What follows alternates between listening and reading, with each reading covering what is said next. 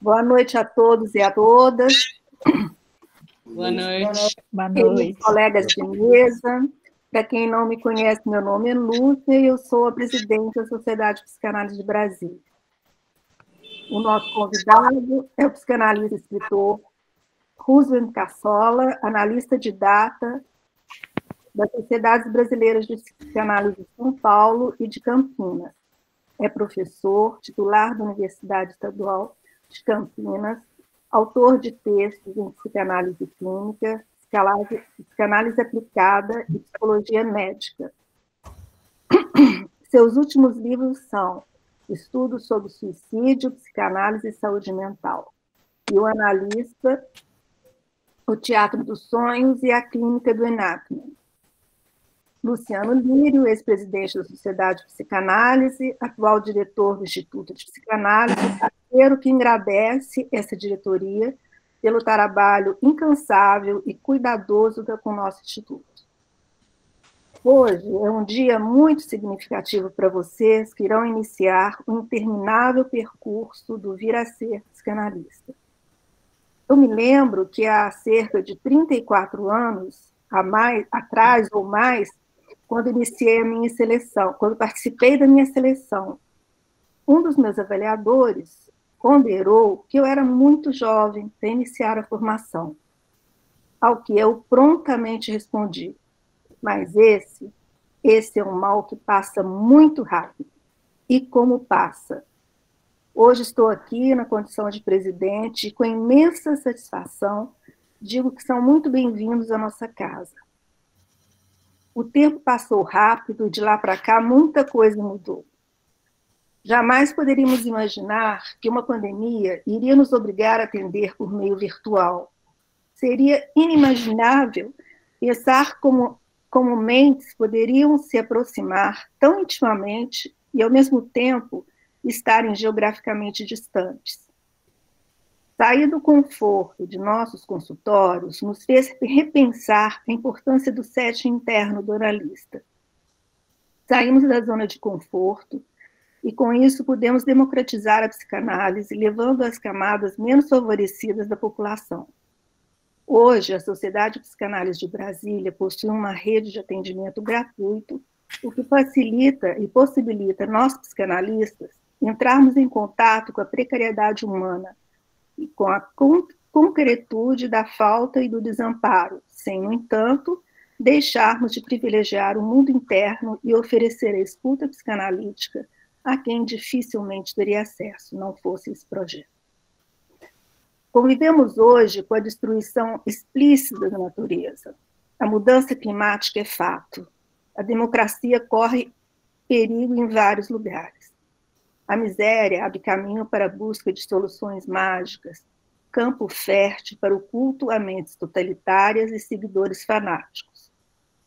Sobre esse tema tão importante e presente no nosso cotidiano, temos conosco esta noite o colega Cassola, um estudioso do tema a quem tem muito a nos ensinar. A vocês que hoje iniciam a complexa trajetória do vir a ser psicanalista, é importante, necessário que se possam acolher uns aos outros e se apoiarem mutuamente, pois o caminho muitas vezes pode ser árduo, mas a conquista adiante valerá todo o esforço e dedicação. Eu lembro agora, nesse momento, o poema da grande Cora Coralina. Eu sou aquela mulher que fez a escalada da montanha da vida, removendo pedras e plantando flores. Desejo que vocês possam verdadeiramente aprender com os próprios erros e acertos e, sobretudo, com as experiências internas, ampliando a capacidade de empatia para com a dor do outro e com a própria dor. Passo agora, então, a coordenação da mesa ao diretor do Instituto, Virginia Leone Bicudo, Luciano Lírio. Muito obrigada pela atenção de vocês. Boa noite a todos. É um motivo de alegria receber novamente o Roosevelt Cassola na nossa sociedade. O Roosevelt já colabora conosco, acho que talvez uns 20 anos já, que ele costuma vir sendo nosso convidado para dar seminário, supervisões. Então, o Roosevelt é essa pessoa que é igual o bom vinho, né? O tempo passa, ele fica cada dia melhor, né? Então, o Roosevelt é um psicanalista engajado, né? É uma pessoa que está atenta ao nosso momento, né? E a psicanálise tem esse compromisso, né? De querer entender e divulgar o seu entendimento daquilo que ocorre no nosso país, no mundo, né? Para tudo que é contemporâneo. Então, é um compromisso da psicanálise e o Roosevelt é bem esse psicanalista que está atento a tudo que acontece na nossa sociedade, né? E a gente pergunta, né, que país é esse, né? Então, o Roosevelt vai nos falar sobre essa percepção dele do que vem acontecendo no nosso país, no mundo, né? Outro dia teve uma live dele sobre mente autoritária, né, que é muito ligado ao tema que ele vai apresentar hoje, né? Então, outro motivo de alegria é o início, né, da 15ª turma do nosso instituto, né? E a 15ª turma tem 18 agora analistas em formação. O nosso instituto conta agora com 63 pessoas e 50 e fora da sociedade temos 53 membros associados e titulares.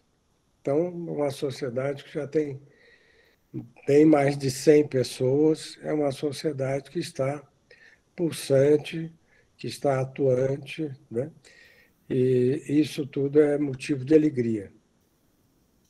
Esse momento da nossa sociedade, há uma preocupação mais do que antes, voltada para o social, para uma psicanálise engajada, como a Lúcia mesmo colocou. Então, é um motivo de alegria. Eu vou ler rapidamente aqui o nome de cada um dos membros da 15ª turma.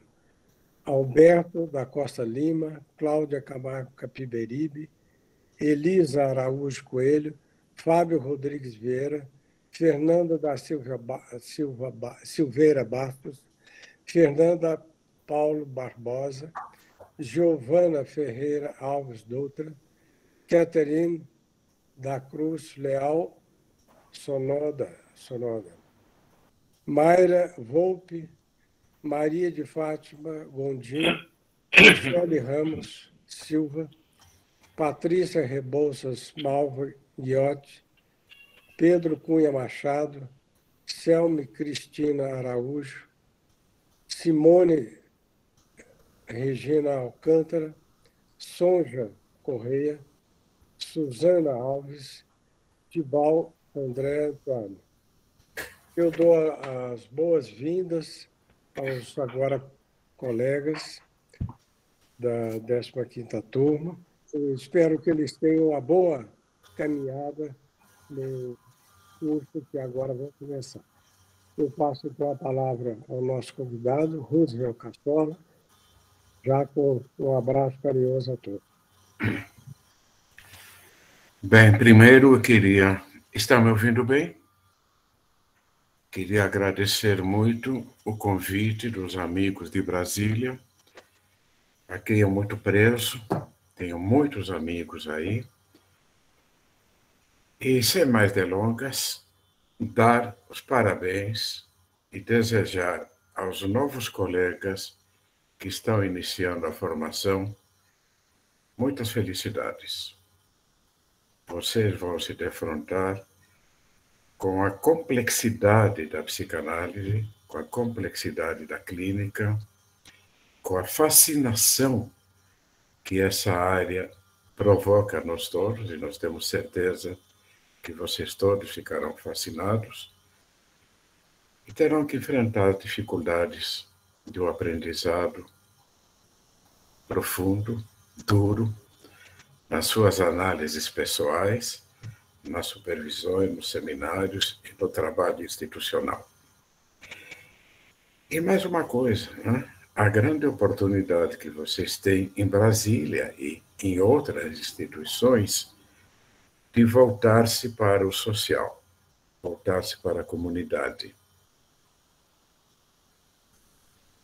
É algo extremamente importante, sempre foi e cada vez está sendo mais. Porque nós temos que sair de uma eventual torre de marfim, né, no que a psicanálise ficou durante muito tempo, e poder encontrar o outro. Eu vou ler um texto. Eu não me senti capaz de falar de improviso, então eu vou pedir ajuda do texto e eu vou pedir que a sorte me ajude a compartilhá-lo. Nós vamos falar sobre fanatismo e negacionismo.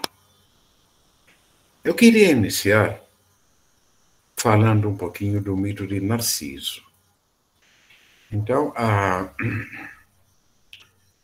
o fanatismo e o negacionismo estão ligados a organizações narcísicas. Narcisismo é o indivíduo se voltar para si mesmo e não levar em conta o outro.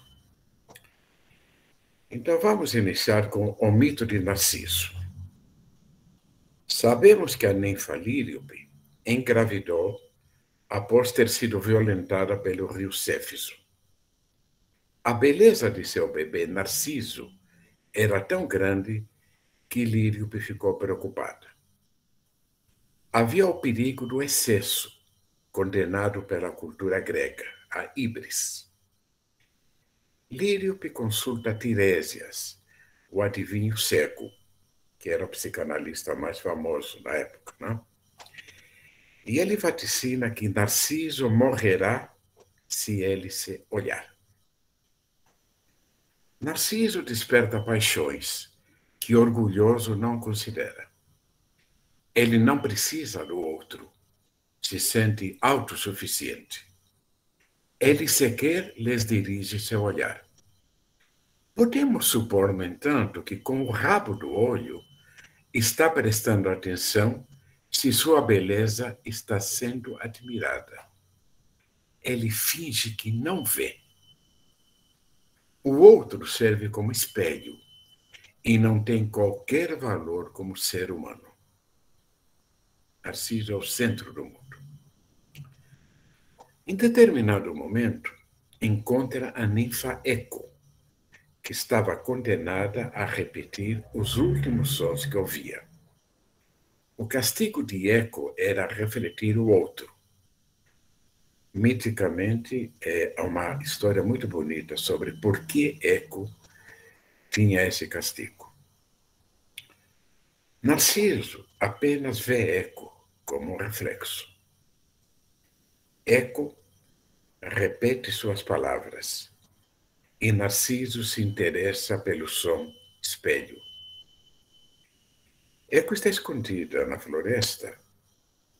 Narciso ouve um barulho e pergunta: quem está aí? Eco responde: quem está aí? E, de repente, ela aparece, de supetão. E Narciso, que não estava preparado, vê um ser humano diferente dele mesmo. Sente-se aterrorizado. E diz que prefere morrer a ceder ao amor da ninfa. Instantaneamente retoma a organização narcísica. Ele se basta. Agora Narciso se aproxima de uma lagoa. Olhando para a água, vê um belo rapaz, de quem se enamora. Após um jogo de sedução, em que ele se aproxima da imagem, evidentemente a imagem se aproxima dele, né? Narciso se atira na água em busca do amante, que é a sua própria imagem, e morre afogado. Trata-se de um suicídio com fusão com o objeto idealizado. Ele vai em busca do objeto idealizado e acaba entrando na água como se fosse um parto ao contrário. Eu proponho que, na verdade, Lírio, a mãe, ficou fascinada por seu bebê maravilhoso. Esse bebê reproduziria o que os psicanalistas chamamos ego ideal. Quem realmente desejava que Narciso não se visse era ela. Lírio queria que Narciso visse somente ela, que se mantivesse fusionado a ela, e dessa forma que não nascesse para o mundo. Os psicanalistas sabemos que essa mãe introjetada como um ideal vai fazer com que o mundo de Narciso se limite ao olhar da mãe, que reflete seu olhar. Trata-se de uma relação simbiótica, em que cada um se maravilha ao ver-se no espelho olhar do outro. Ambos são um, como antes de Narciso nascer. Como consequência, Narciso não constitui mente própria e se torna inapto para viver na realidade, onde self e objeto estão discriminados. Em outras palavras, Narciso, fusionado com o objeto materno, não pode entrar na triangulação edípica, que é vivenciada como traumática. Isto é, a percepção do outro. O outro é o terceiro, aquele que entra no bebê e a mãe. A percepção do terceiro será ameaçadora, porque ataca a manutenção da relação idílica com a mãe interna, isto é, com ele mesmo. Todos os seres humanos mantêm em sua mente aspectos narcísicos, necessários para o autocuidado e autoestima. Trata-se de um narcisismo de vida, diferente do mito, onde o narcisismo é mortífero, mata. No entanto, ao mesmo tempo que existe uma parte narcísica, outra parte da mente funciona na triangularidade, que nós chamamos de Édipo. Édipo é a relação triangular, onde somos capazes de reconhecer a existência do outro. Esse outro, em sentido simbólico, representa a realidade do mundo, que separa o bebê da mãe. Logo, o nascimento psicológico, quando o indivíduo passa a ser alguém, decorre de um processo de dessimbiotização, que responde ao desejo dos pais de que seu filho tenha vida própria. Na adolescência, ocorre um segundo processo de dessimbiotização. Frente à força das pulsões sexuais agressivas, o mundo externo se torna mais atraente e, ao mesmo tempo, ameaçador. Ameaçador porque agora sim, os pais terão que ser abandonados e trocados por outras relações exogâmicas. Caso os processos de dessimbiotização da infância não estejam suficientemente resolvidos, isto é, caso o bebê não tenha conseguido entrar adequadamente no Édipo, o adolescente retorna às relações simbióticas, porque ele tem dificuldade de viver com o outro. Nós sabemos, então, que a relação inicialmente o outro são os pais, e depois teriam que ser outras pessoas para além dos pais. Por exemplo, com namorado ou namorada. Então, seriam as primeiras relações exogâmicas em que o menino ou a menina passam a interessar-se fora da família.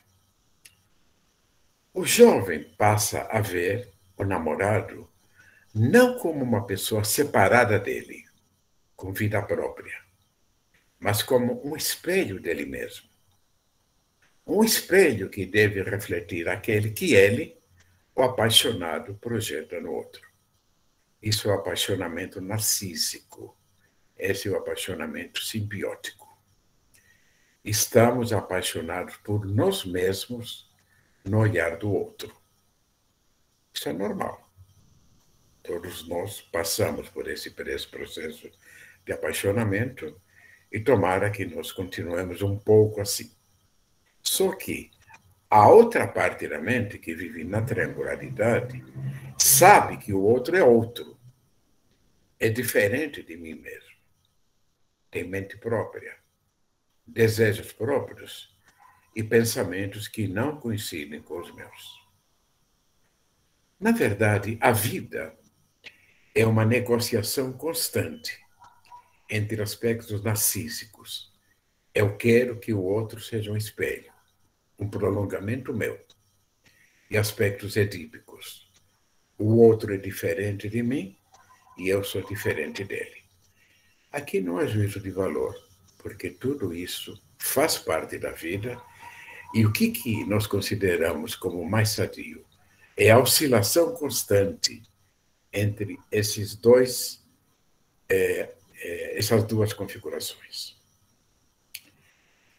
Voltemos, então, ao caso do apaixonamento narcísico. Se o indivíduo está grudado no objeto, simbiotizado com o objeto, ele se sente desesperado com a possibilidade que o outro tenha vida própria. Perceber o outro como discriminado do self é perder uma parte de si mesmo.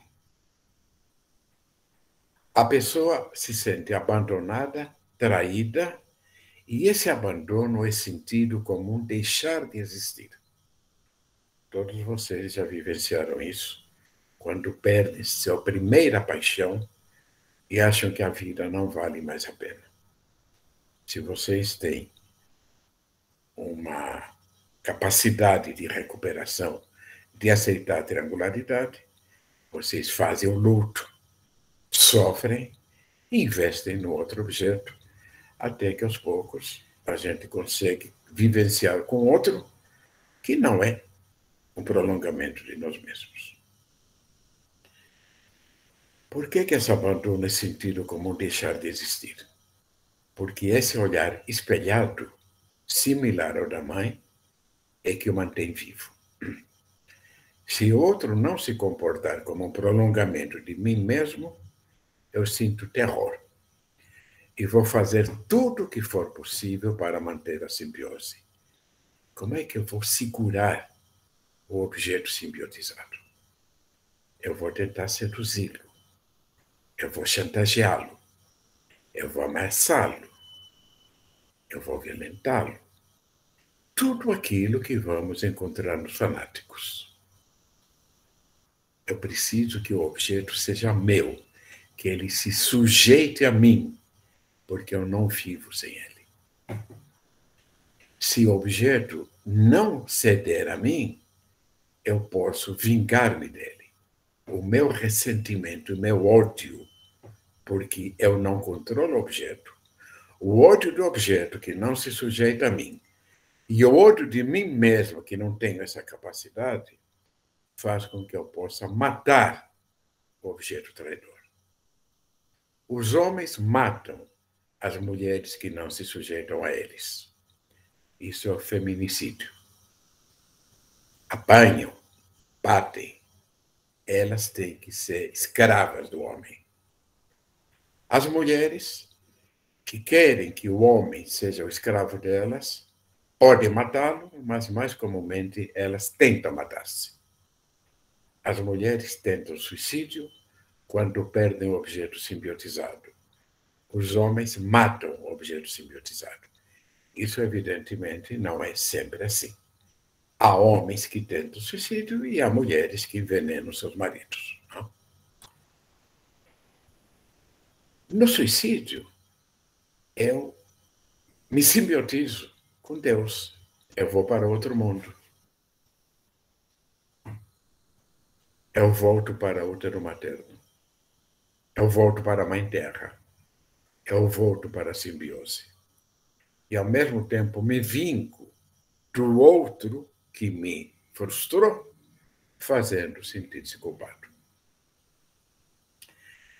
Essa seria um tipo de simbiose, eu peguei como exemplo o do namorado, da namorada, porque é o que a gente vê mais na clínica.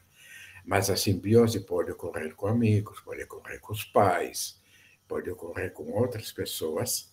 As pessoas, a gente usa o termo objeto. Objeto em psicanálise é o objeto da pulsão. Geralmente são pessoas ou partes de pessoas. Então, para quem não é psicanalista, quando eu falo objeto, eu estou me referindo ao objeto do desejo, ao objeto da pulsão. Existem outras formas de eu evitar o contato com o outro, simbiose. Eu posso me anestesiar com álcool e drogas. Então, eu me sinto autossuficiente, não preciso de ninguém, e os terrores de aniquilamento ficam anestesiados. Posso ter outras adicções. Eu posso passar minha vida na internet, posso só trabalhar. Existe um tipo específico de simbiose na menina adolescente, que é a gravidez. Esse é um outro capítulo. Ela engravida e ela se sente preenchida pelo bebê. Isso, inclusive, é um assunto que nos leva ao estudo da gravidez indesejada, que nem sempre é tão indesejada assim. Mas o mais importante para o nosso tema é a adesão fanática a grupos religiosos e ideológicos, ou com ideias particulares, racistas, homofóbicos. O que acontece nesses grupos? O indivíduo, se sente fazendo parte de uma massa indiscriminada, em que ele se sente existente e importante, porque todos, simbioticamente, pensam da mesma forma, são donos da verdade, porque existe sempre um líder que determina como o mundo é. Então, eu controlo o mundo, eu sou dono da verdade, e eu não preciso de ninguém, porque eu fico ali, englobado nesse mundo idealizado, nessa bolha em que todos sentimos e pensamos igual. Evidentemente, os que fazem parte da bolha, os que compartilham de nossas ideias, são bons. Os que não concordam são maus. Por que eles são maus? Porque eles atacam as nossas certezas. Eles duvidam daquilo que nós acreditamos. Então, os maus têm que ser convencidos, porque eu não suporto que haja algo diferente de mim. Eu não tenho acesso à triangularidade, ao outro. Isso é traumático. Então, eu tenho que convencer o outro a vir para o meu grupo. Se eu não o convenço, eu tenho que eliminá-lo. Estamos, então, frente a condutas sociais variadas, entre elas o fanatismo. O fanático transforma a percepção e o conhecimento da realidade para adaptá-la às suas necessidades e desejos conscientes e inconscientes.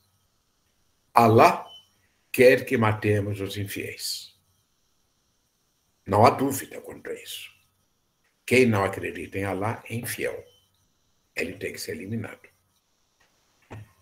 A igreja tem que matar os hereges. Uma inquisição. Os negros são inferiores, têm que ser eliminados. Os arianos nazistas são superiores e assim por diante. O fanático tem a certeza absoluta de que possui a verdade, que é única. Fatos que não coincidem com ela são negados ou transformados de forma a confirmarem a organização fanática. Se eu descubro que um negro não é inferior, é porque ele está me enganando, ele está me enrolando, ou se eu descubro que aquele judeu é uma boa pessoa, deve ser falso, porque os judeus são malvados, são perversos. Se eu descubro que aquele homossexual é uma pessoa pura e ética, é mentira. Eu estou aqui pegando os fanatismos mais atuais. Tá? O termo fanático vem do latim fanus, que significa templo. Os romanos associavam a palavra ao verbo forfare, que significa falar solenemente. O fanático fala solenemente, porque ele tem as certezas. E nós ficamos que nem eco, repetindo o que ele fala. O fanático era o porteiro que velava cuidadosamente pelo santuário. Com o tempo, passou a nomear o religioso fervoroso que se dedicava exclusivamente a um único Deus. Os romanos eram politeístas. Então, esse porteiro que tinha apenas um Deus e defendia apenas esse Deus, era considerado fanático. O termo se ampliou para nomear o louco, com entusiasmo delirante, frenético, iluminado, exaltado por sua crença.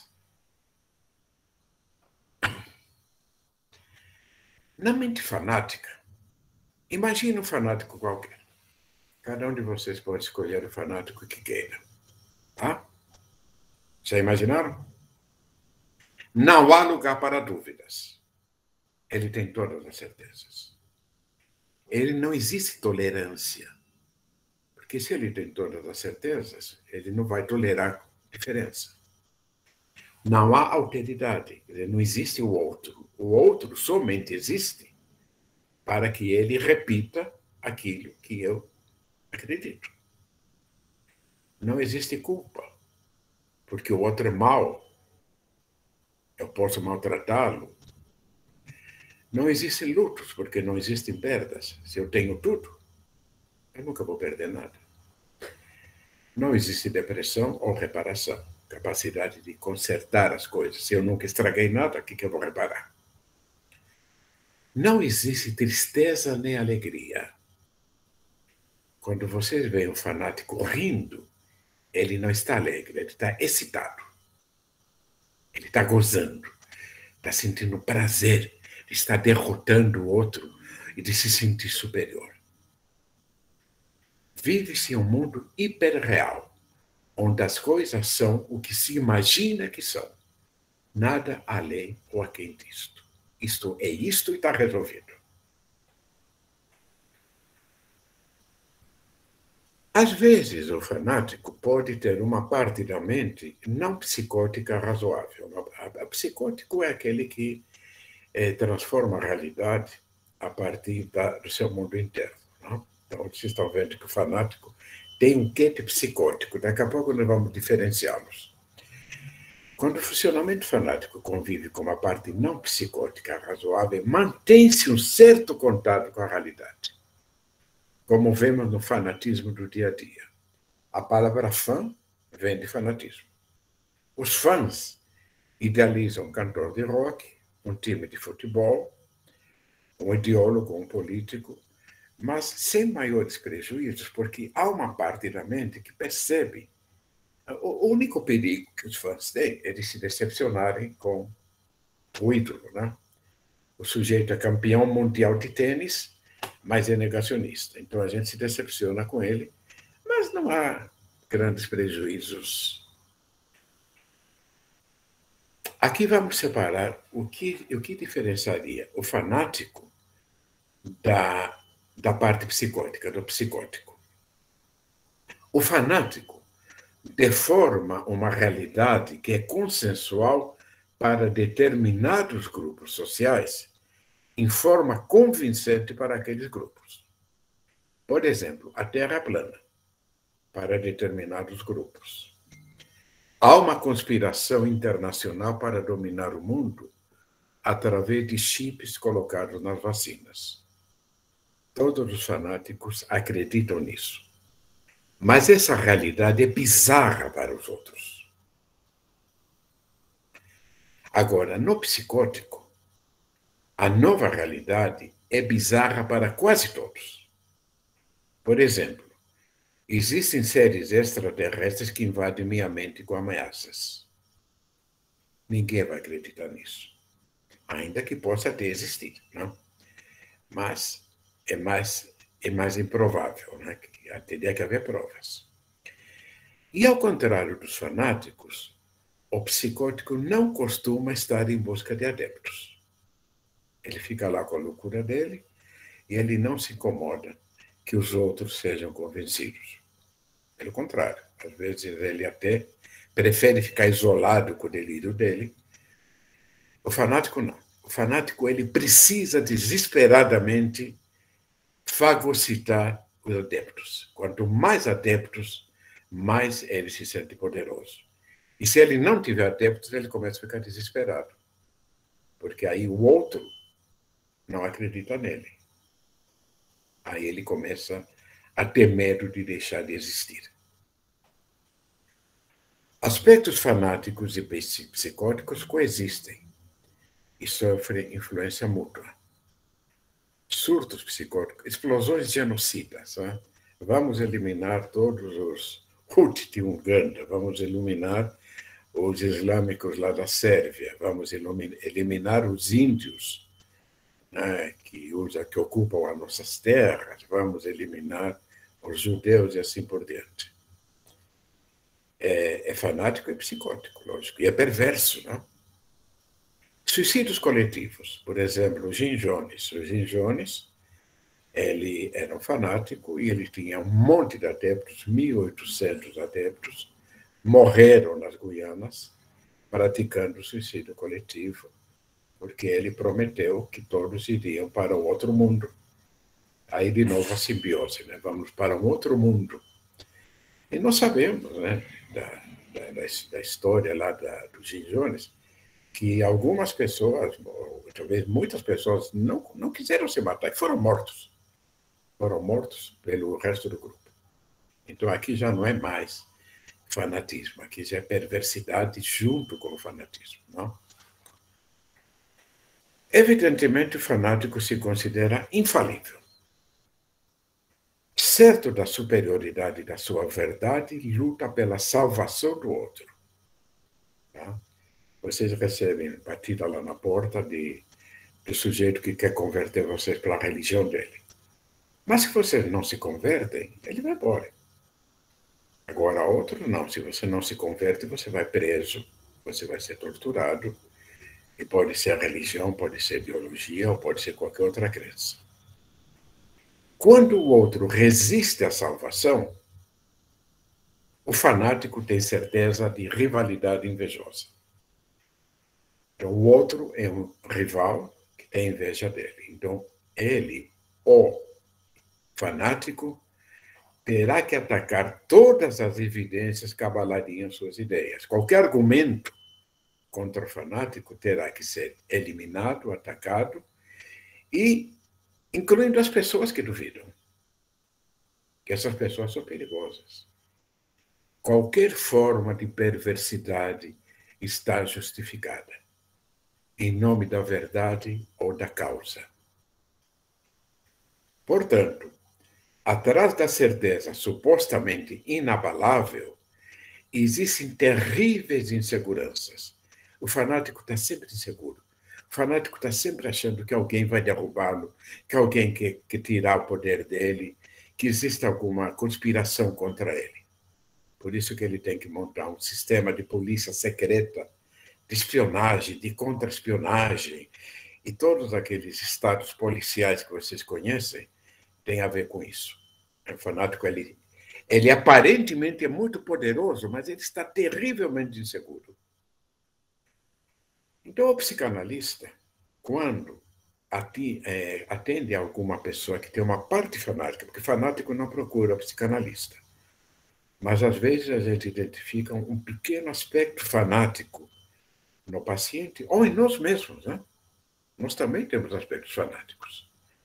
A vantagem é quando o aspecto fanático ele é pequeno em relação ao resto da mente, né? O psicanalista não se surpreende quando descobre que a mente fanática encobre aspectos frágeis, aterrorizados. Terroristas são, na verdade, pessoas aterrorizadas. E vocês sabem que o terror fica cada vez mais intenso quanto mais o terrorista está aterrorizado. Uma importante característica do pensamento fanático é a generalização deformante e a valorização acrítica das relações causais. Uma determinada situação verdadeira ou falsa é generalizada. E a responsabilidade é atribuída a todos os indivíduos da mesma categoria, etnia, religião, que serão considerados inimigos. Então, você resolveu que a peste foi provocada por aquele judeu que contaminou o poço. E não contaminou poço nenhum, porque a peste não é transmitida por contaminação de poço. Aí todos os judeus vão ser catalogados como transmissores de peste. E todos aqueles que protegem os judeus também. Então, a coisa vai se ampliando, generalizada. Caso, em algum momento, as evidências mostrem o contrário, o fanático criará novas crenças para confirmar sua verdade. O fanático, por exemplo, diz tal determinada coisa. Aí, a realidade prova que ele está errado. Aí, ele é como se ele nada tivesse dito. Aí, ele cria uma outra. E vai por aí afora. Mas você falou isso. Não, eu não falei. Vocês entenderam errado. Na verdade, eu quis falar aquilo. Isso são aqueles fanáticos mais fracos, porque o fanático mesmo, ele não tem que se justificar. Ele já aprende e mata. Não? O surgimento do fanatismo, isso é importante para nós psicanalistas, é facilitado em uma pessoa, grupo social ou uma sociedade quando ele se sente fragilizado e ameaçado. Uma sociedade fragilizada busca um líder potente, onipotente. Precisa de um Deus, alguém salvador. Foi o que aconteceu na Alemanha após a Primeira Guerra Mundial. A Alemanha estava totalmente fragilizada e apareceu Hitler, o salvador. Então, é muito perigoso o salvador da pátria, porque nós projetamos nele esse objeto idealizado e damos a ele um poder que, evidentemente, vai acabar se voltando contra nós. Então, para contrapor-se a esse desespero, busca-se algo salvador, poderoso, que substituirá a insegurança por certezas, comumente insufladas por grupo ou líderes que inoculam as certezas. A palavra inoculação tem a ver com as epidemias, as pandemias que nós vamos ver daqui a pouco. A transmissão de funcionamentos fanáticos se inicia na infância precoce e possivelmente antes. Aqui eu me refiro, na nota de rodapé, ao trabalho de uma analista israelense, né? Que ela observou que em algumas famílias islâmicas, os bebês, as mães já conversam com os bebês que eles vão ser suicidas para eliminar os infiéis. Então, esse menino já nasce introjetando que ele vai ser suicida e ele vai ser o herói. Esse é um exemplo. Isso acontece em todos os lugares, inclusive nas nossas famílias, né? Quando a gente decide que o nosso filho vai ser isto ou aquilo. Vamos em frente. Existe uma relação clara entre fanatismo e ressentimento. O ressentido se sente traumaticamente injustiçado, é o caso dos alemães, né? E passa a viver para vingar-se do objeto que supostamente, na realidade, ele justiçou. Nós vamos voltar a isso adiante. A capacidade contagiosa do fanatismo pode obnubilar a capacidade de pensar do observador, que corre o risco de tornar-se adepto da crença. Quando você está num grupo fanático, a chance de você acreditar naquilo é muito grande. Nós vamos ver daqui a pouco como é que isso funciona. A crença fanática pode disseminar-se da mesma forma que doenças infecciosas que atingem hospedeiros vulneráveis. O contágio emocional foi estudado por Freud ao referir-se às multidões hipnotizadas que são facilmente manipuladas por líderes fanáticos. Bion descreveu os supostos básicos que atacam a capacidade de pensar do grupo e nos alerta para o entorpecimento da mente. Nós paramos de pensar. Esse entorpecimento torna as massas eufóricas, submissas ou violentas, respondendo às influências emocionais do líder. Aqui eu vou pedir para a Lanussa passar um pequeno vídeo. São transmitidas pelas variações da intensidade vocal, timbre, pausas, tons, atos da fala, linguagem performativa. O Hitler, ele tinha essa capacidade fantástica de envolver multidões. Vocês vão encontrar esse vídeo e muitos outros na internet, e é fantástico. As pausas que ele faz, os movimentos com o corpo, com as mãos, o tom de voz. Pouco importa o que ele fala, o que importa é o tom de voz. Ele penetra dentro, junto com a música. Não? O fanático sabe usar a música que acompanha as palavras e os gestos, melíflua, sedutora, indignada, ameaçadora, para induzir seu interlocutor a acreditar no que diz. Isso é a base da propaganda. A Coca-Cola faz isso. A propaganda se sofistica para mobilizar as emoções. Multidões rugindo, marchas militares, cujo ritmo hipnotizador lembra os batimentos cardíacos, possivelmente da mãe, ou a simbiose, ou nos de volta ao paraíso ao útero materno.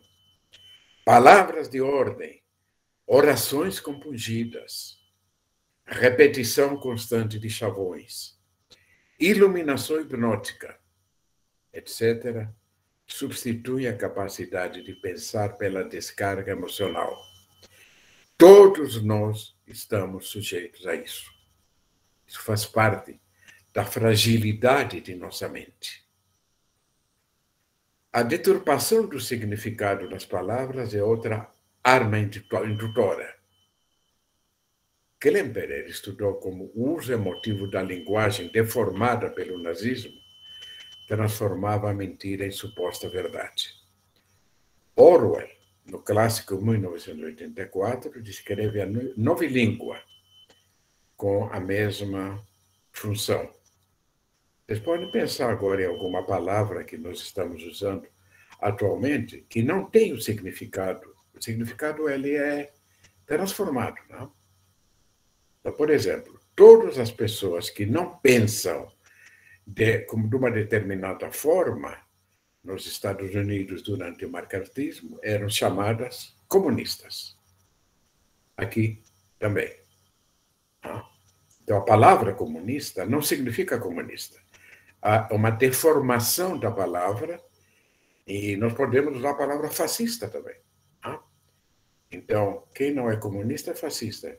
Não necessariamente é fascista. Então, as palavras acabam sendo transformadas e repetidas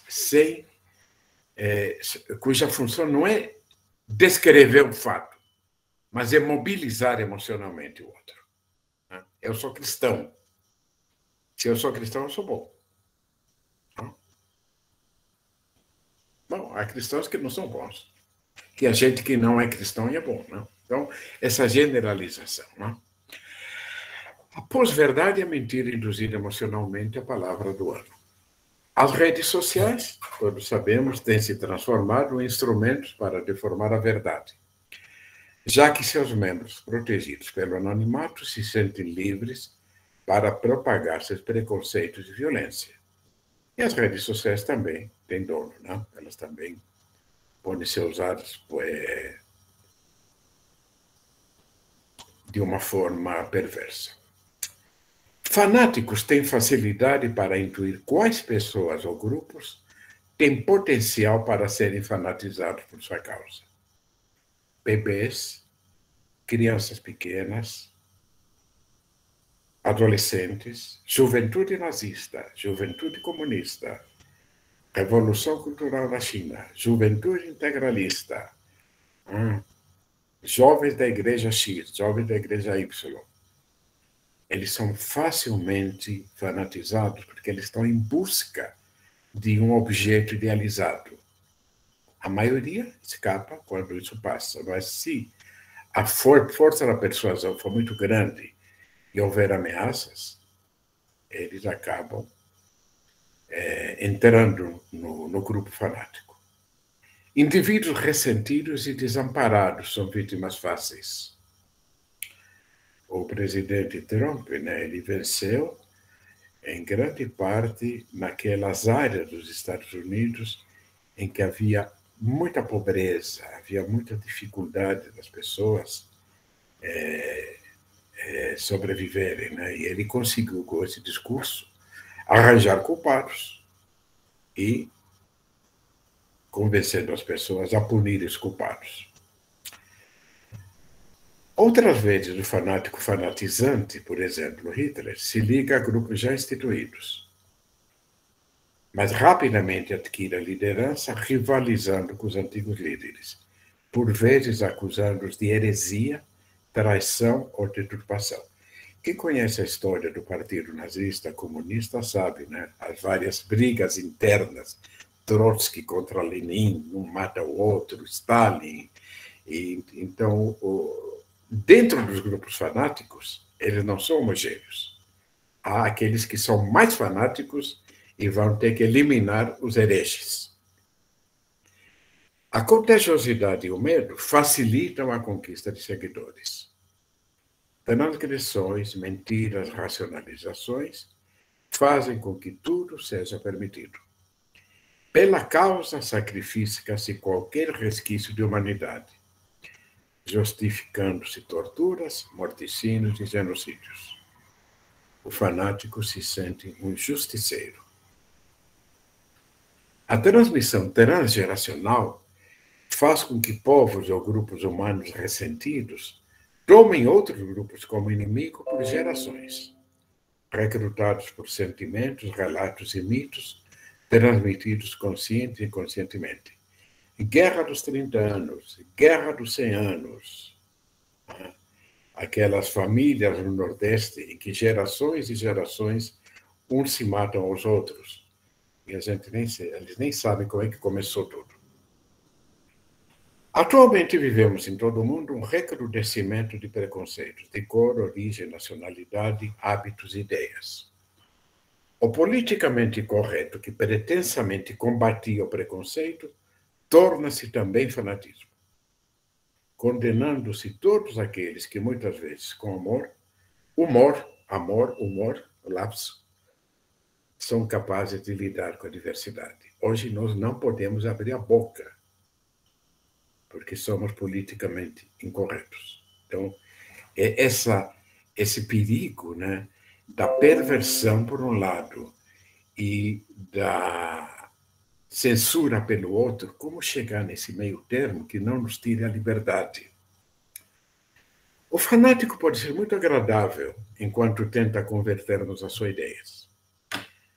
Um amigo de uma seita vegana não desiste de tentar salvar-me de minha alimentação carnívora. Seu fervor religioso vacilou quando argumentei que a proliferação de veganos poderia diminuir o preço da carne, fazendo com que mais animais inocentes fossem abatidos. Eu estou usando aqui um pouco do humor, né? Não podemos esquecer-nos de colegas que tentam levar-nos carinhosamente para a sua escola psicanalítica para livrar-nos do mal. Existem, portanto, fanatismos sutis, menos graves. Algumas vezes podemos questionar possíveis aspectos fanáticos através de brechas abertas pela parte não psicótica da personalidade. Reconto com minhas palavras um relato de Amos Oz, Prêmio Nobel de Literatura israelense, que escreveu Como Curar um Fanático. Um escritor estava em um táxi em Israel e o chofer comentava sobre o conflito entre árabes e judeus. Dizia a ele que a única solução possível seria matar todos os árabes. O escritor lhe pergunta: e como os árabes seriam mortos? O motorista afirma que todo judeu deveria matar um árabe. O escritor continua: e como seriam mortos? O motorista: de qualquer forma, tiros, facadas, bombas. O escritor: imaginemos então que no prédio em que você mora exista uma família árabe. Vocês sabem que em Israel moram árabes, não? Você entra lá e mata todos. O motorista concorda, vacilante. O escritor continua: imaginemos, então, que você matou toda a família. E quando você está se afastando, houve um choro de bebê que sobreviveu porque você não viu. O que você faz? O motorista retruca: como o senhor é cruel. Então, às vezes, nós podemos ajudar as pessoas a pensar. Eu vou pular aqui porque existe bastante psicanálise em que eu vou mostrando as diferenciações, a dificuldade de diferenciar fanáticos de outros fenômenos próximos e coexistentes é uma complexidade defensiva contra a percepção da realidade. Vamos pular? Vamos mais em frente. Silvia me conta que aos 16 anos foi ao psiquiatra porque havia perdido a memória. Um dia acordou e percebeu que estava morando em uma casa com estranhos, pessoas que ela nunca tinha visto. Sua mãe, que ela reconhecia, lhe apresentou seu pai, o tio e seus 2 irmãos, que ela não reconhecia. Um rapaz desconhecido a havia visitado e a mãe lhe disse que era seu namorado. Aos poucos, a família foi contando fatos que ela se lembrou. O namorado, a muito custo, a fez recordar que na noite anterior tinham estado em uma balada. Silvia lembrou-se da música e percebeu que ela estava o tempo todo presente em sua mente. O namorado lhe contou que haviam transado pela primeira vez e ela não se lembrava. Com a ajuda do psiquiatra, um dia, caiu no choro e acabou lembrando-se. Em seguida, passou a reconhecer o pai e os irmãos. No entanto, levou vários meses para concordar em ir a ginecologista e mais tempo para poder ter relações sexuais. Aproveito a situação, isto aqui é uma amnésia seletiva numa dissociação histérica. Tá? Aproveito a situação para discutir os ataques à percepção da realidade que já vimos em Narciso. A alucinação negativa de Silvia não se dirige apenas aos homens, mas ao que eles traumaticamente despertavam. Estamos frente ao que Freud descreveu como negação, Verneinung. Este não é meu namorado, é um estranho, revela a necessidade de expelir algo mal, juízo de atribuição, que em seguida deixa de existir. O namorado e os homens não reconhecidos, só por condensações de deslocamentos, representantes da relação sexual traumática, que, por sua vez, através de uma complexa rede de significantes, retroagiria a traumas edípicos vinculados a traumas primitivos. Podemos dizer que Silvia ataca o funcionamento de seu órgão visual e fica cega para aspectos da realidade. Em O Fetichismo, Freud avança no estudo desses fenômenos, estudando a recusa, desmentida, desautorização. São vários sinônimos, verlegno. Ele se refere ao ataque à percepção da falta do órgão masculino na mulher, assunto que vai derivar para o amplo tema da castração. O trauma do contato com a falta faz com que o ego se sinta. Uma parte aceita a castração e outro a recobre com uma realidade criada pelo indivíduo. Esta nova realidade se chama fetiche. Freud propõe que o fetiche se forma a partir das percepções anteriores e posteriores ao evento traumático. Freud está falando agora. Assim, o pé ou o sapato, como fetiche, deve sua preferência como fetiche à circunstância de que a curiosidade do menino olhou a partir de baixo, a partir das pernas, para o órgão genital da mulher. Veludos e peles fixam a visão dos pelos púbicos, a qual seguiria a ansiada visão do membro feminino. As peças íntimas de roupa, tão frequentemente tomadas como fetiche, retêm o instante do desnudamento, no qual ainda se podia imaginar a mulher como fálica. Com Silvia, podemos considerar o som da balada como uma espécie de fetiche que ocorreu antes do trauma. O não reconhecimento do sexo masculino fazia com que não reconhecesse que existiam dois sexos. A não existência de homens impediria que ela se desse conta de sua incompletude.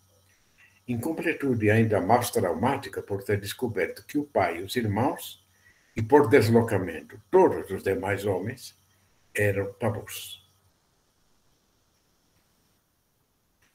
Negacionismo é um fato social que tem se tornado mais evidente nos últimos tempos. Inicialmente foi usado para negar o Holocausto. O Holocausto não existe. Esse foi o primeiro negacionismo. E se ampliou em novas direções.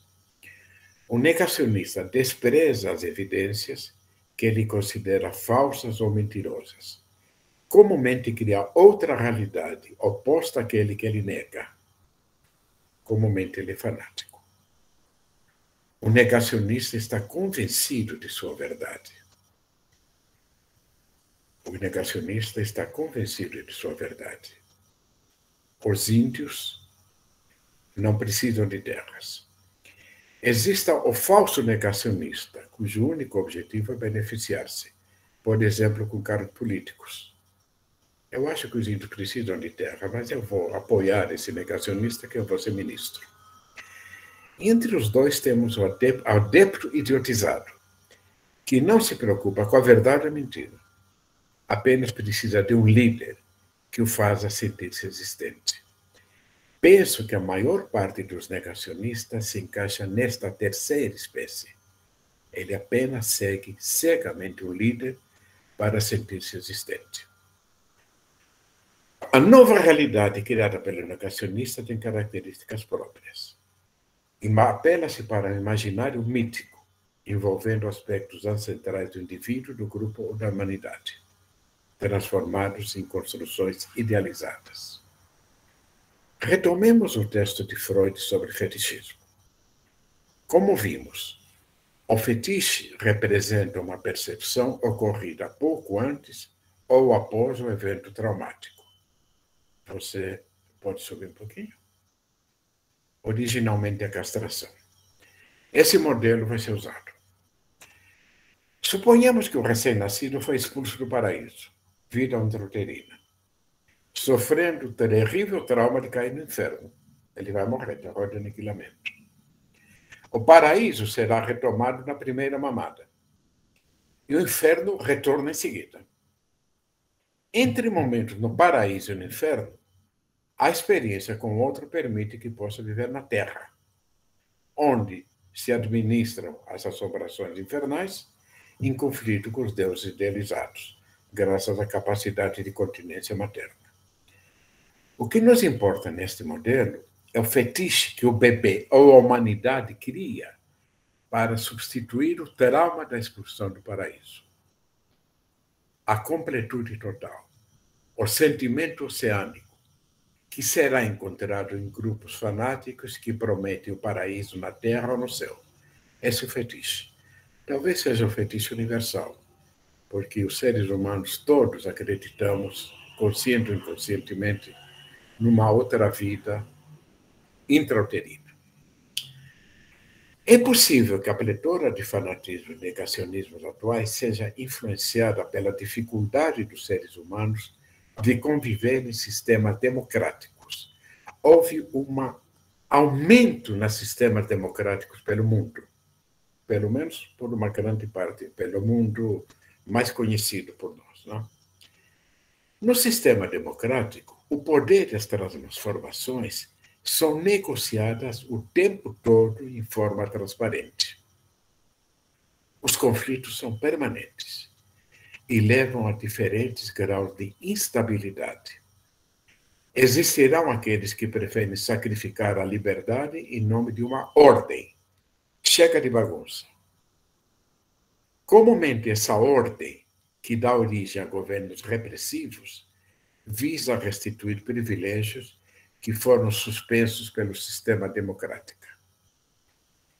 Estamos conscientes da complexidade dos fenômenos estudados, que demandam aprofundamento interdisciplinar.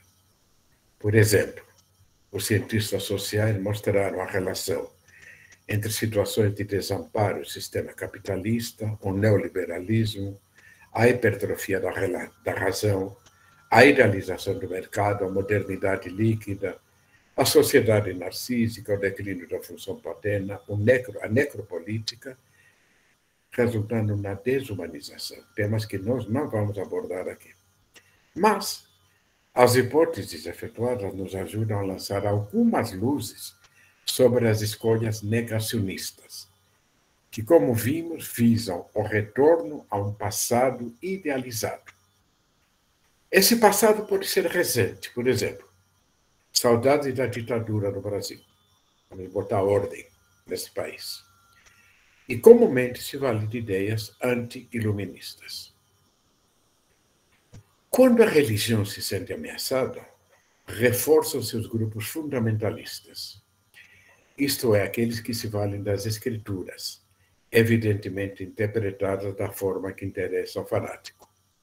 Então, são os fundamentalistas islâmicos, cristãos, judeus e até budistas. Não? A negação e eles matam os outros da mesma religião que não acreditam na escritura do jeito que eles interpretaram.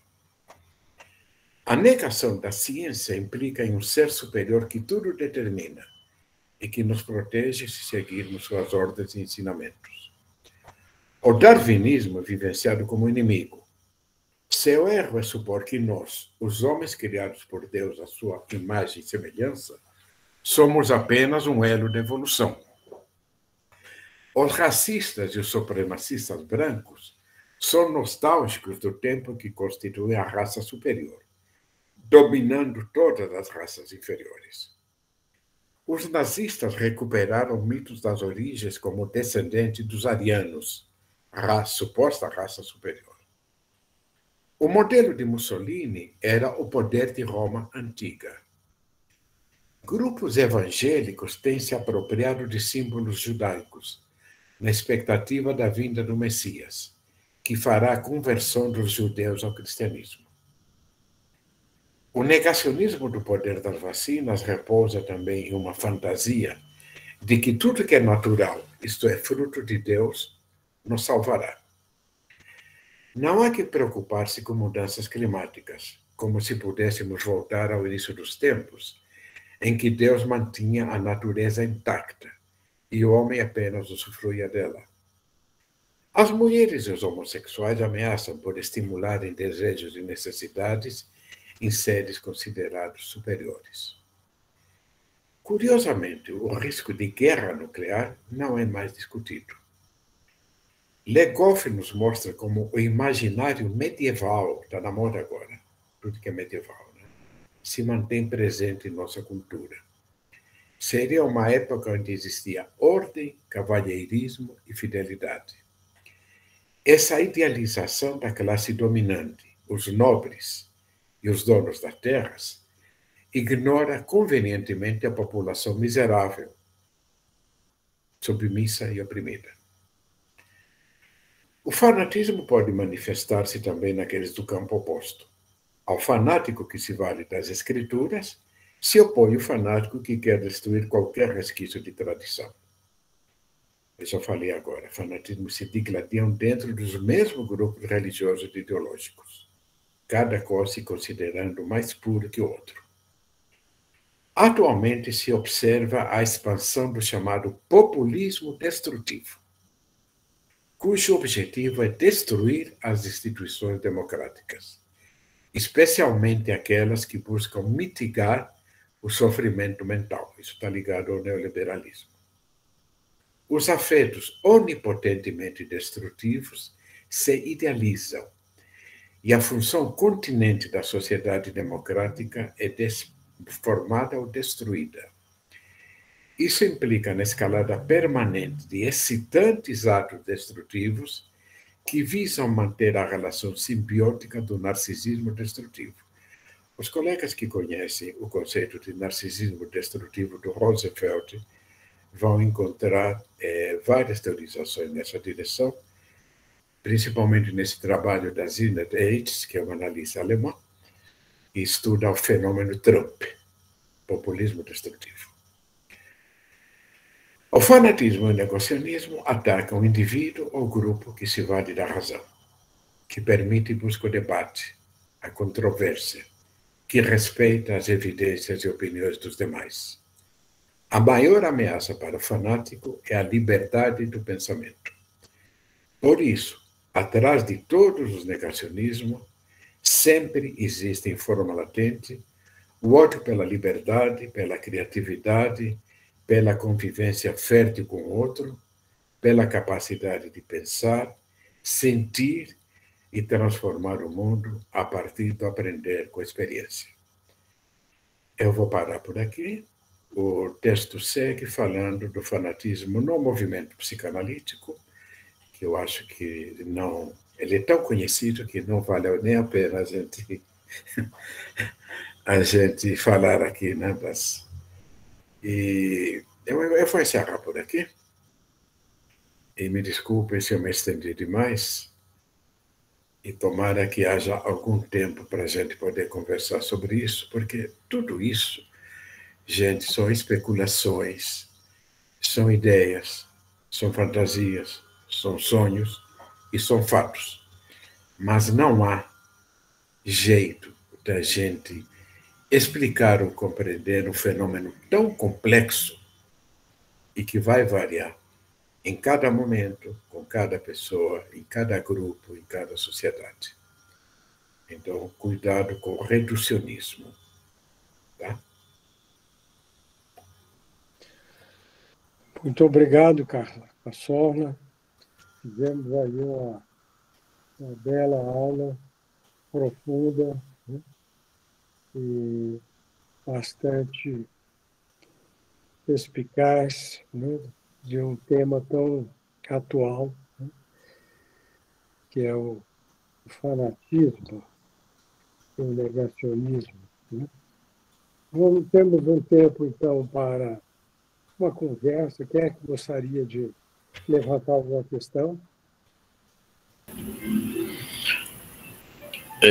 Carsola, é impressionante e é gostoso lhe ver falar sempre, principalmente com esse tom educativo, didático e claro das suas falas. Eu vou pegar um outro vértice que você assinalou de passagem, é um outro vértice não no sentido do extramuros das nossas sociedades de psicanálise. Governos, o que está acontecendo lá fora, que você foi muito objetivo, claro incisivo e que nós agradecemos. Eu quero falar numa coisa mais delicada e usar esse modelo que você usou no sentido de pensar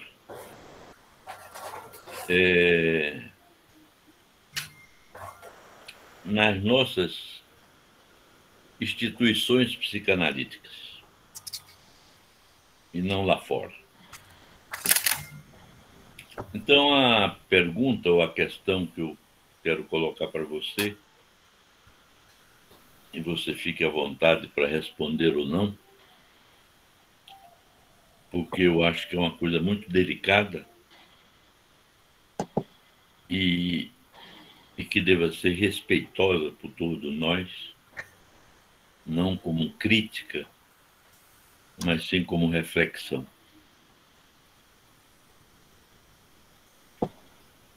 Você falou no fanatismo e, consequentemente, e depois logo no negacionismo.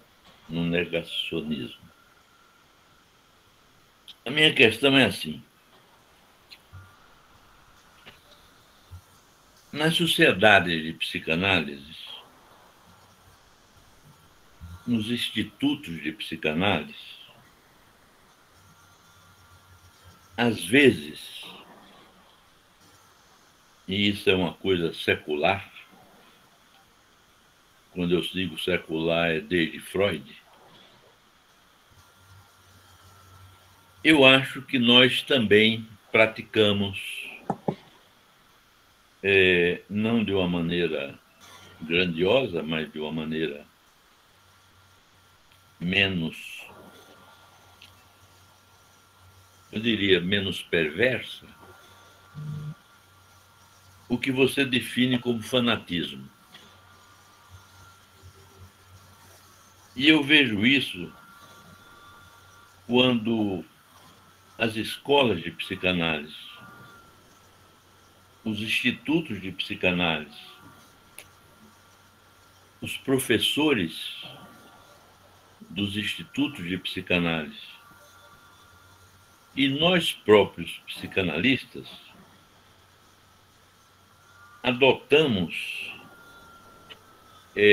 essa atitude fanática quando a gente defende de uma maneira, para mim, delicada e perigosa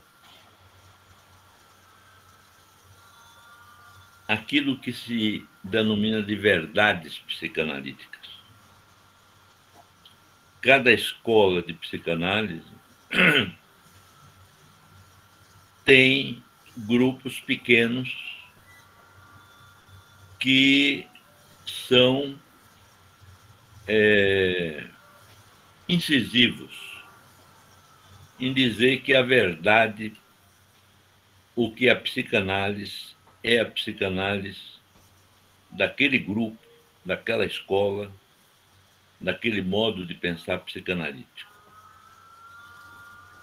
E eu não entendo isso senão uma atitude fanática.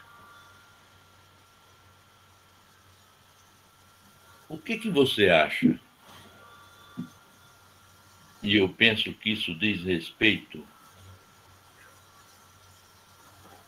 à questão do superego institucional,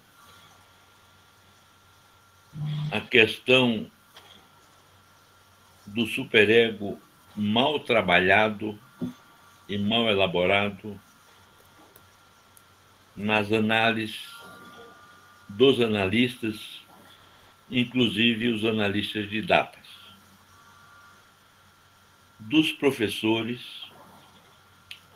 e, particularmente, das pessoas que, eventualmente, são representantes políticos de poderes dentro das nossas sociedades, a nível regional, a nível nacional e a nível internacional.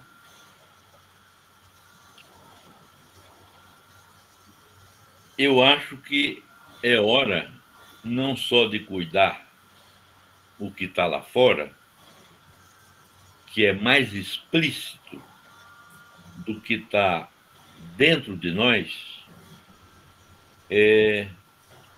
desses assuntos e dessas questões que você colocou em relação às nossas instituições. É isso que eu queria falar para você. Obrigado, Carlos.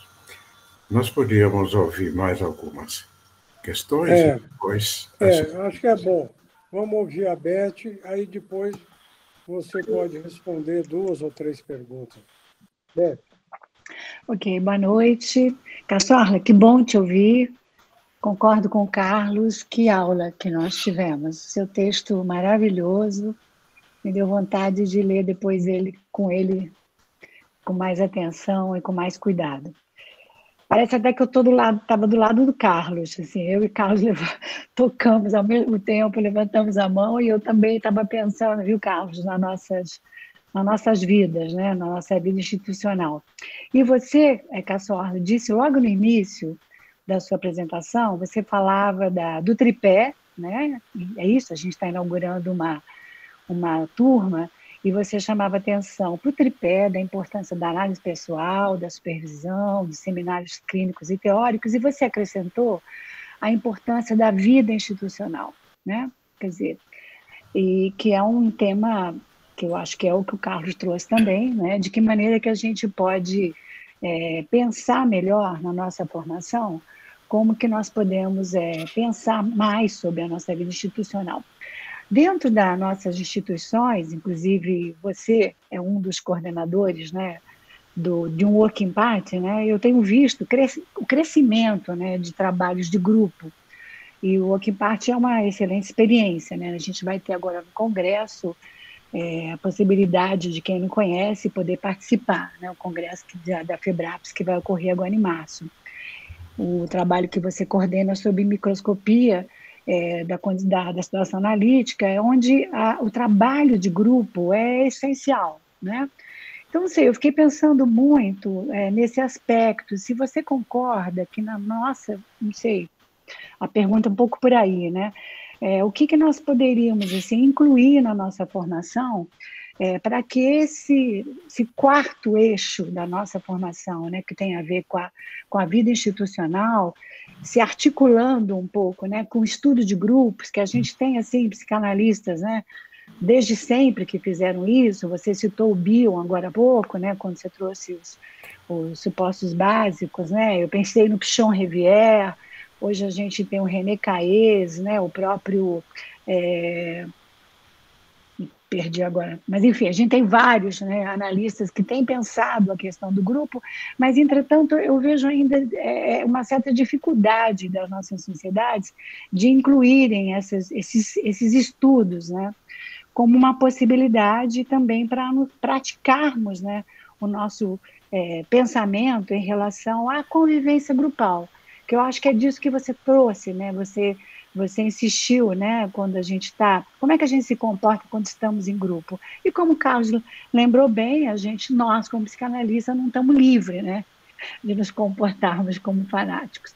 Enfim, é um pouco por aí que eu fiquei pensando com a sua fala. Obrigada. Obrigado, Beth. Luciano, se eu pudesse só falar rapidinho, o meu não é uma pergunta, é só uma solicitação. Então, formula a sua questão. É rapidinho. Cassorla, belíssimo, né, o seu trabalho. Eu estou aqui recebendo mensagens, né? Meu nome é Daniela Preta, eu sou diretora científica, né, exercendo essa função na sociedade no momento, e estou aqui recebendo mensagem de alunos, colegas, né, pedindo o seu texto.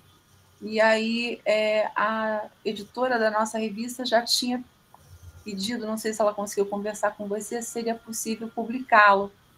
E aí eu já queria que você informasse, né, para as pessoas poderem buscar depois, né, nos nossos acessos. É isso. Obrigada e muito, muito bom ouvi-lo, sempre. Obrigado, Daniela. O texto vai ser enviado à Altersi. Eu não tive tempo de responder. mas eu vou dar uma ajeitada nele, né? Existe um texto publicado no International Journal of Psychoanalysis, o número 100, em que de onde eu tirei esse texto, em que eu vou para a clínica. Então, aí, nós vamos ver minuciosamente o aparecimento de uma configuração fanática no campo analítico. Tá? Mas isso vai estar tudo na bibliografia depois. Lanusa, então, volta para o texto naquele pedaço que nós não lemos, porque eu acho que por aí a gente pode... Eu não vou responder as questões do Carlos, nem da Beth. Eu vou dizer para vocês que, assim como o nosso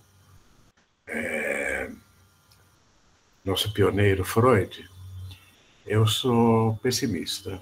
Eu não acho que os seres humanos são intrinsecamente bons e que nós vamos transformar as pessoas em éticas, em corretas, a partir de cursos, de palestras, de coisa nenhuma. Eu acho que ética é uma coisa que a gente já nasce com ela e a gente vai ter que desenvolvê-la para mais ou para menos, e vamos lidar com maldade nos grupos, na sociedade de psicanálise, no mundo todo, e se nós podemos identificá-la precocemente, primeiro, sabe onde? Em nós mesmos. Se nós conseguirmos identificá-la em nós mesmos, talvez nós possamos elaborá-las e trabalhá-las e contribuir para os outros. Mas é o trabalho hercúleo, né? Os seres humanos, desde Adão e Eva, estão, se é que existiu de Adão e Eva, né? Estão às voltas com a maldade, com a bondade. Nós temos, sim, que pensar. A nossa capacidade de pensar é a nossa única arma. Só que, como o Carlos sabe, talvez melhor do que eu, a capacidade de pensar é muito frágil. Ela é muito difícil, ela é facilmente atacada, e é muito fácil que nós entremos numa instituição psicanalítica em busca da psicanálise como um Deus, o Deus que nos salvará. E na sociedade de psicanálise, nós vamos encontrar a psicanálise que nos salvará do sofrimento, e vamos encontrar vários deuses nomeados com variados nomes, né? Começa com Freud, Meltzer, Klein, Lacan, alguns com mais sucesso, outros com menos sucesso, e dentro dos nossos grupos nós também vamos encontrar deuses. O que eu acho, Carlos, é que a grande função nossa é, como diria Winnicott, né? A gente poder ser um analista suficientemente bom e suficientemente mau. Desidealizarmos. Mas a desidealização, ela ocorre naturalmente se nós estamos num ambiente de liberdade e democrático. Esse ambiente de liberdade democrática tem que ser uma conquista diária, né? Todos vocês sabem o perrengue que é participar de reuniões administrativas de qualquer grupo humano, inclusive familiar. Mas eu queria, então, ler aqui. Não podemos concluir sem abordar o movimento psicanalítico. Psicanalistas são seres humanos. Essa é uma coisa que muito pouca gente sabe, inclusive nós, né? Psicanalistas são seres humanos, não são deuses. É arrogante atribuir superioridade ao ter sido analisado. Não tem nada a ver. Ser analisado não transforma você numa pessoa melhor. Dizem, o Carlos talvez me ajude, dizem que quando perguntaram para o Bion se um ladrão poderia ser analisado, Bion teria respondido que sim, que ele provavelmente se transformaria no melhor ladrão. Então, nós não vamos transformar ninguém em bom ou mal. Nós vamos transformar alguém em alguém que pode aprender a pensar melhor e lembrar que pensar pode ser para o bem ou para o mal. A capacidade de pensar dos nazistas para inventar o Holocausto é digno de nota, Prêmio Nobel de Pensamento. A capacidade de pensar da turma do Trump, para não falar de pessoas mais próximas, é fantástica, né? botar nas redes sociais e convencer milhões de pessoas de mentiras, então não idealizemos a psicanálise. Sabemos do apoio de psicanalistas ao nazismo, a governos ditatoriais, a situações de violência social. A própria formação psicanalítica corre riscos. Existem institutos em que determinados autores de ideias são desprezados, o tipo de negacionismo. Existem certezas sobre o que é psicanálise e o que não é psicanálise a partir de crenças e ideologias. Cada vez que eu ouço alguém dizer isto não é psicanálise, meus instintos assassinos aparecem com toda a intensidade. Existem formações em que se estuda apenas um autor. Pode ocorrer do pensamento ser obstruído porque determinados autores são tomados como se fossem sagradas escrituras. Existem verdadeiras seitas em que o discípulo segue um determinado mestre. Disputas pelo poder político podem dificultar a investigação criativa. Existem psicanalistas racistas e homofóbicos. Enfim, nada diferente do que ocorre em outros grupos humanos. Qualquer grupo humano, desde o Partido Comunista até a Igreja lá do Vaticano, tudo tem isto. Nós temos a felicidade de podermos pensar sobre isso. A nossa profissão é pensar sobre isso. E nós também podemos atacar a capacidade de pensar sobre isso. Bom, agora eu vou aproveitar e vou ler o finzinho, e isso é dedicado, tem muito a ver com, eu estou vendo aqui o Franzino, né? E o Franzino vai perceber. Curiosamente, o prestígio da psicanálise tem feito com que ela se misture com crenças e religiões. Em nosso meio tem havido uma tendência de profissionais de saúde mental se intitularem psicanalista, mesmo que não conheçam ou utilizem o conhecimento psicanalítico. Mais perigoso tem sido a utilização do termo por grupo de pastores evangélicos que tem formado mais de 3.000 psicanalistas em cursos de 2 semestres. Esses grupos pressionam o governo a regulamentar a profissão, usando critérios como 2 semestres de curso. A sociedade brasileira ligada à AIPA tem lutado contra essa regulamentação, mas tudo indica que ela acabará acontecendo. Isso foi escrito há 2 anos atrás. Tá?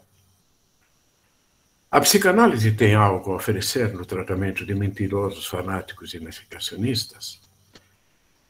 A maioria das pessoas com essas características não busca a psicanálise, costuma ser seu adversário.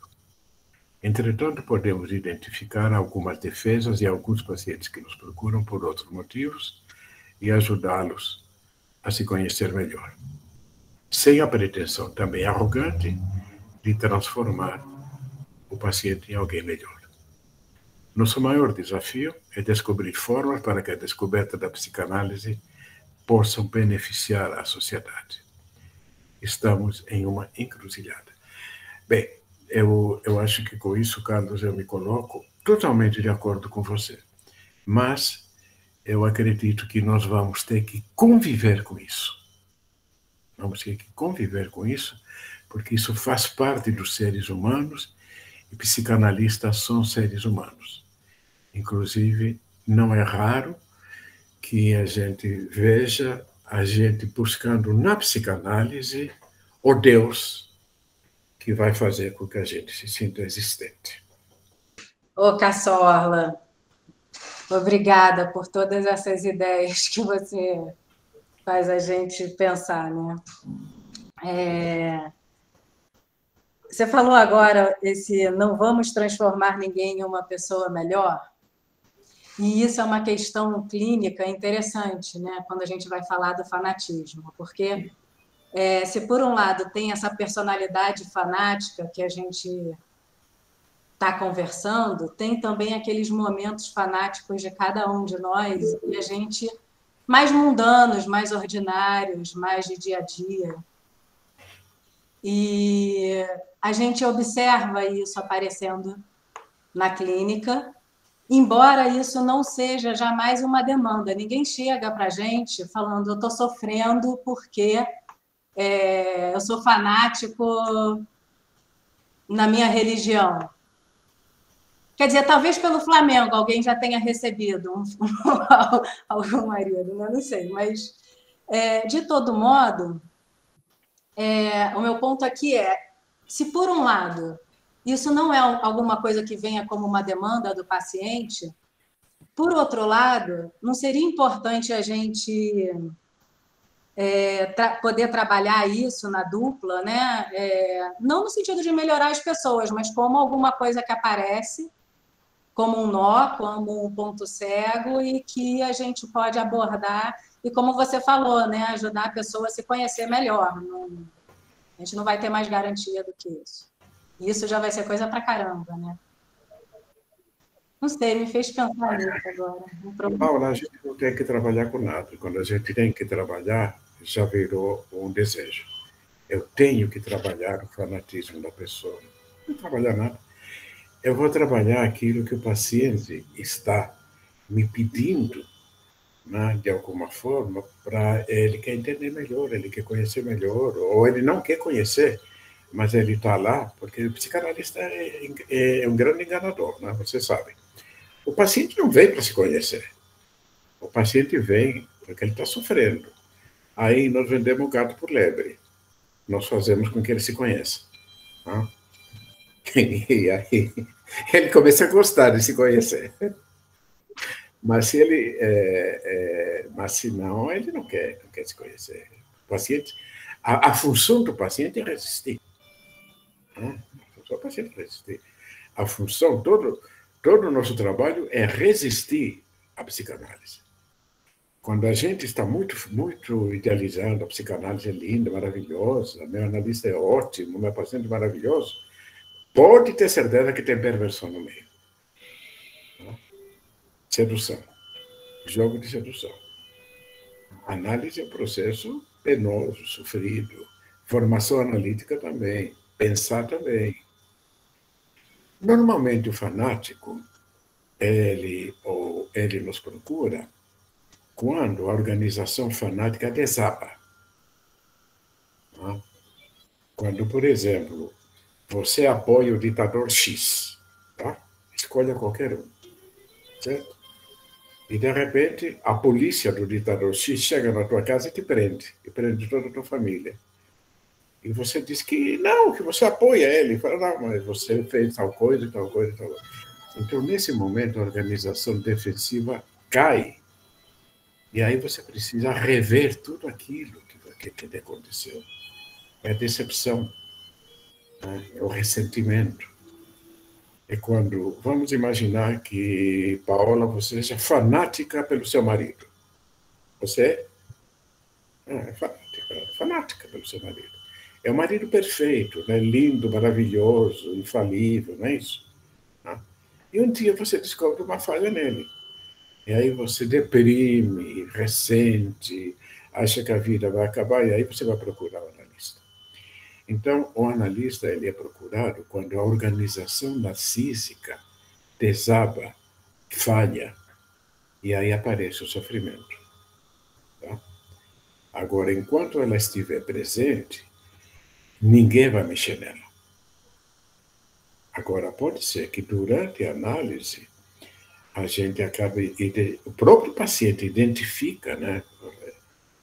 Nossa, mas você pode ouvir uma pessoa falar, eu tenho certeza que ela me ama. Não? Eu ouvi isso há alguns dias de alguém. Eu tenho certeza que ela me ama. Aí eu só fiz a seguinte intervenção, como é que você sabe? Pronto. Então, aí começa. Bom, de qualquer maneira, Paula, obrigado pela tua intervenção e realmente o nosso trabalho ele não pode ter o desejo de mudar ninguém. Quem é uma pessoa? Transformar. Eu quero ser uma pessoa melhor. Eu quero que as pessoas sejam melhores. O que é ser uma pessoa melhor? O que é ser uma pessoa melhor? Na Alemanha nazista, ser uma pessoa melhor é ser nazista. Certo? Então, muito cuidado com essas avaliações moralísticas. Analista não sabe o que é bom, o que é mal, o que é melhor e o que é pior. Analista sabe que aquela pessoa está podendo entrar em contato com a sua forma de pensar e de avaliar o mundo. A gente ajuda a pessoa a pensar. Franzino, diga. Roosevelt, sempre é bom estar contigo e com todos os nossos colegas aqui. É como se é, né? Estar junto, né? Depois de muito tempo, né? Ver que estamos bem, com saúde, etc. Debilitados mentalmente, mas estamos juntos, né?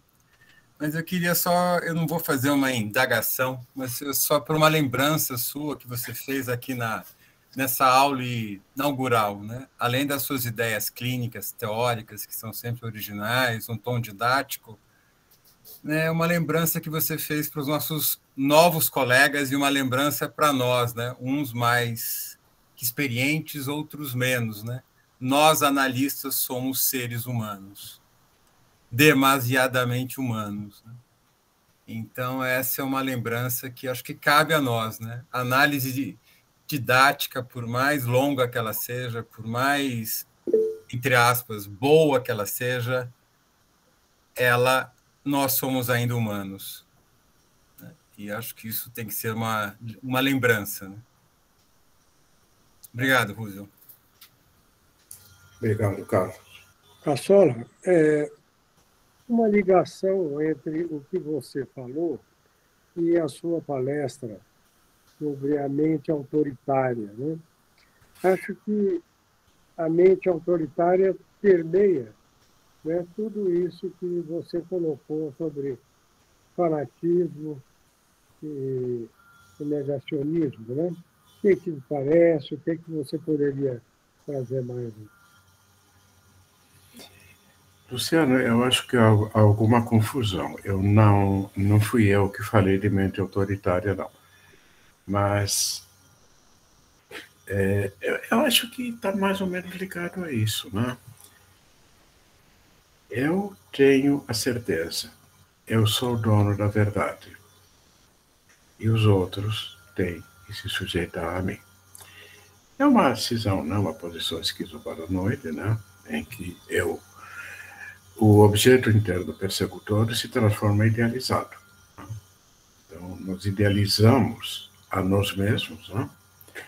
E à medida que nós nos idealizamos, nós nos sentimos o dono da verdade, e nós precisamos desesperadamente disseminar autoritariamente aquilo que nós acreditamos, para que nós não nos sintamos ameaçados por alguma coisa que seja diferente daquilo que nós pensamos, né? É claro que a mente autoritária ela foi estudada no começo do pessoal da Escola de Frankfurt. Quem foi mesmo que escreveu? Acho que foi o Adorno, né? Que escreveu o famoso livro sobre mente autoritária. E eu não me sinto em condições agora de abordar isso em detalhes, mas dentro do modelo que eu explicitei hoje, eu acho que a questão do narcisismo destrutivo, não?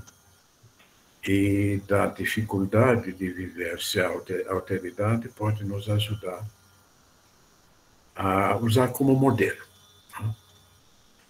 Por que isso é importante, né, gente? Vamos voltar um pouquinho ao que o Carlos falava, ao que a Beth falou, né? Senão a palestra vai ficar muito pessimista, né? As coisas são assim, e acabou, é assim, é assado, né? As crianças, né? As crianças elas são facilmente convencidas, elas são pessoas em busca de figuras de identificação.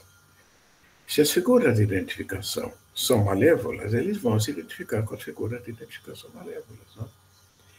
Se uma criança vive num ambiente de liberdade de raciocínio, de liberdade de pensamento, né, em que se estimula o pensamento, em que se estimula o convívio com a alteridade, né? Eu sempre falo que uma das grandes sortes da minha vida, né, além de vir de uma família muito pobre, que isso facilitou, foi ter vivenciado a escola pública.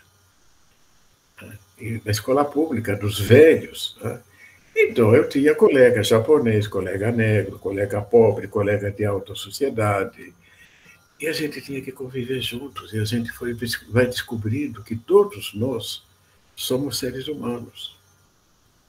Não é à toa, né, que a Sociedade de Psicanálise, nessa abertura, estamos tentando, de alguma forma, fazer com que entrem outros grupos que não têm acesso. Né? Essa diversidade vai ser extremamente rica. Diversidade de pensamento, diversidade de origem. Então, se nós colocamos as crianças em contato com a diversidade respeitosa, essas crianças, sim, elas vão poder entrar em contato com a alteridade. Agora, uma especulação minha sociológica bem grosseira. Eu acho que um dos grandes problemas que ativou esse populismo destrutivo, esse hipernacionalismo, essa coisa de grupos sociais superiores, eu acho que foi a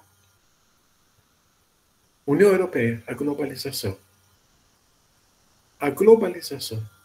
Acho que a União Europeia foi uma das coisas mais fantásticas que ocorreu na história da humanidade, em que as fronteiras foram rompidas, as pessoas poderiam transitar por todos os lugares, as pessoas poderiam... os documentos são publicados em 8, 10 línguas, né? As pessoas podem trabalhar em um lugar ou outro. Claro que há diferenças, os países mais ricos que vão explorar a gente dos países mais pobres e assim por diante. Mas esse intercâmbio vai fazendo com que a humanidade vai convivendo cada vez mais com o diferente.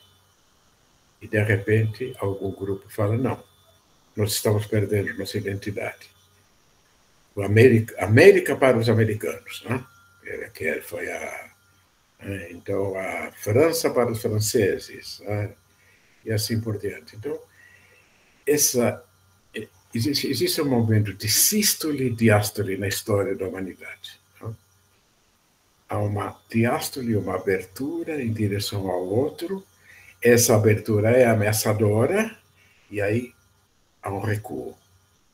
Depois vai, depois volta, vai, volta. Bom, eu sei que tudo isso que eu estou falando é extremamente grosseiro, mas é uma oportunidade, né, com uma audiência tão legal, né, de colocar isso. Mas eu queria ser mais esperançoso. Né? Eu acho que se nós pudermos fazer as nossas crianças conviverem com crianças de outros países, de outras culturas, que as crianças passem um tempo numa escola no norte, no nordeste, no sul, que a gente receba crianças de outras cores, de outras religiões em nossas casas. Olha, ia ser tão bom, não? Crianças e adolescentes. Adulto não tem mais jeito, não. Já está. Alguns adultos, sim, né? Mas essas coisas começam na infância. Né? E essas crianças ensinam os pais. Né? Você vê as crianças falando para os pais reciclar o lixo, né? Falando para os pais não jogarem as coisas pelo carro. Dos pais não falarem em voz alta com as mães, né? E assim por diante. Então, há possibilidade de mudança social, sim. E o processo passa pela educação. Mas tem que ser uma educação para a liberdade. Acho que eu vou me candidatar a alguma coisa. Adora. Pode falar, Dora. Bom, eu sou aqui estrangeira, um pouco estrangeira, de São Paulo, aqui em Brasília, né? E gostei muito de estar aqui hoje, nessa sexta-feira. E também gostei da referência que você faz ao Amos Oz, quando você falou, talvez para a gente pensar numa coisa um pouco mais leve, né? Eu lembro que quando eu li esse livro, Como Curar um Fanático, tem uma menção do Amos Oz que ele fala que tem dois antídotos para o fanatismo, e para a gente notar o que o fanático não tem, que é curiosidade e bom humor. Isso foi marcante para mim, né? Aí você falou da criança, eu falei, não, eu preciso mencionar isso. E num certo momento ele diz assim, o Bin Laden nos ama, ele ama a humanidade, ele quer o nosso bem, ele quer tanto o nosso bem que ele nos destrói. É por amor que ele faz isso. Então ele vai dando um tratamento para o fanatismo que você consegue, de um outro lado, talvez pensar como é que a gente tem esse antídoto, inclusive para nós, né? Como é que a gente lida com o fanatismo que nos habita? E eu achei interessante fazer essa menção, que é a curiosidade e o bom humor. Eu achei interessante esse toque que ele dá, um pouco irônico, né? Porque no fanatismo você não tem esses ingredientes e não tem mesmo. Eu só queria dar um toque mais leve para essa sexta-feira à noite, porque eu lembrei desse detalhe do Amos Oz, do livro que você menciona. Obrigado. É isso. Eu acho que o Adora está recomendando muito que todos vocês leiam. Esse livro também me impressionou, né? O único problema, né, Dora, é que isso serve para nós, né, que somos menos fanáticos, porque se você for contar uma piada para uma coisa, para motorista, lá funcionou, né? Mas se você for fazer humor com fanático, é capaz de você ir para o paredão. Então, mas de qualquer maneira, para a gente poder conviver, né, a curiosidade e o humor é muito importante. Se um fanático consegue rir, ele já não é tão fanático, né? A gente encontrou uma brechinha, e pode ser que por essa brechinha a gente consiga atingi-lo, né? E foi muito bom você lembrar, né, Dora? Porque existe o fanático, fanatizante, que não tem jeito mesmo, e existe o outro indivíduo que é um fanático mais ou menos como nós, imagino eu, né? E entre eles temos uma faixa, um espectro de possibilidades, né? Em que se nós conseguirmos encontrar uma brechinha, às vezes a gente tem bons resultados. Bem, então já são 10h30, acho que está bom da gente encerrar. Muito obrigado, Caçorla. Muito obrigado a todos que estiveram presentes. E meu abraço aí para os colegas que estão iniciando o curso, os 18 colegas, que tenham uma boa jornada nesse caminho aí de tornar-se psicanalista. Então, eu queria também, então, agradecer muito a vocês, agradecer as pessoas que escreveram, elogiando, e as pessoas que não escreveram e as pessoas que não elogiaram.